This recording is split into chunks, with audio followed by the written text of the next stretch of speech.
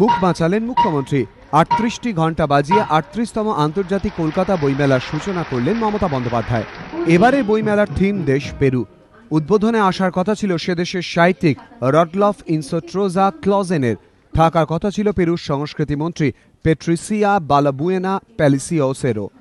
এলেন না দুজনের কেউই। সুশীল মুখোপাধ্যায়ের স্মৃতি বক্তৃতা দিতে এদেশে এসেছেন পেরুর সাহিত্যিক ফ্রান্সেস্টা ডেনেগ্রি। বেকায়দায় পড়ে গিল্ড তাঁকেই অনুরোধ করে বইমেলার উদ্বোধনে। তিনিও প্রস্তুত ছিলেন না। শেষমেশ গিল্ডের মুখ রক্ষা করলেন মুখ্যমন্ত্রী স্বয়ং। ৩৮ বার হাতুড়ি পিটিয়ে মুখ্যমন্ত্রীর হাতেই সূচনা হলো ৩৮তম কলকাতা বইমেলার।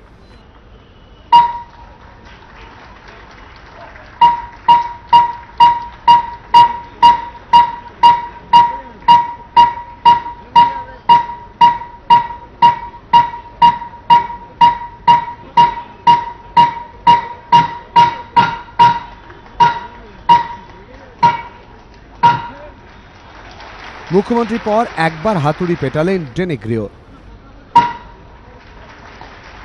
গিল্ডের সাফাই আন্তঃরাষ্ট্রীয় সমস্যার কারণে এই উদ্বোধন বিপত্তি।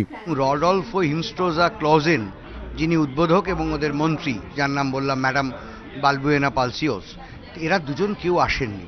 ওনার তো উদ্বোধন করার কথা ছিল না, বাধ্য হয়ে আমাদের কোনো উপায় ছিল না। উনি এবং মুখ্যমন্ত্রী দুজন, এবং উনি একেবারেই তো এ ব্যাপারে অভিজ্ঞ ছিলেন না যে ওকে উদ্বোধন করতে হবে। She was not prepared. প্রশ্ন উঠেছে সোমবার বিকেল পর্যন্ত কেন পরিবর্তন করা হলো না উদ্বোধকের নাম।